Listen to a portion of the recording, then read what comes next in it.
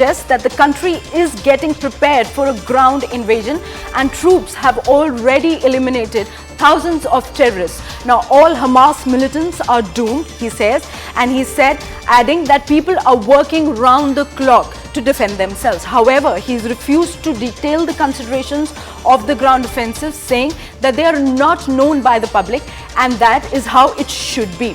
I want to make it very clear that the timing of the operation of IDF is unanimously determined by the cabinet that runs the war, along with the chief of the general staff.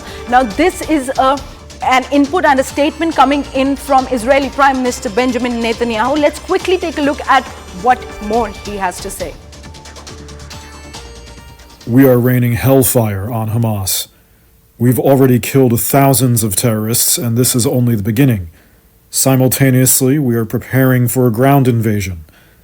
I will not elaborate on when, how, or how many.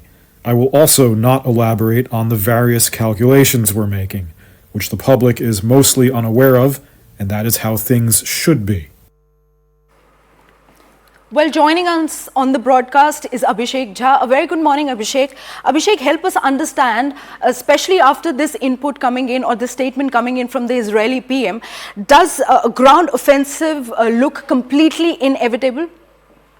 Yes, the ground offensive is something that the Israelis will go on, and that is for sure, because unless and until they enter Gaza and there are boots on the ground, the elimination of every single individual who has been involved in the terrorist activities from Hamas side will not be possible. And that is a vow that Prime Minister Benjamin Netanyahu has taken. That is the commitment that his government has made to the people of Israel. So ground invasion is possibly being delayed because of multiple reasons. First, there are possibility of these Hamas terrorists entrenched there. There are possibility of landmines which may have been laid in a very confusing way, and the Israeli armies will go into that. They maybe get trapped into this massive mesh of these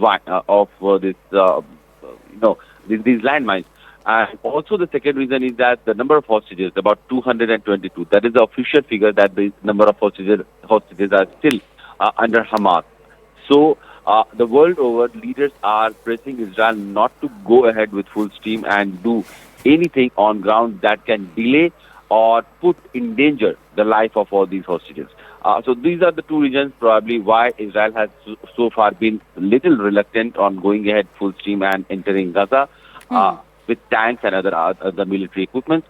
The firing so far has been on the locations of Hamas by aerial strikes or by the ground vehicles or cannons who have been targeting Hamas locations.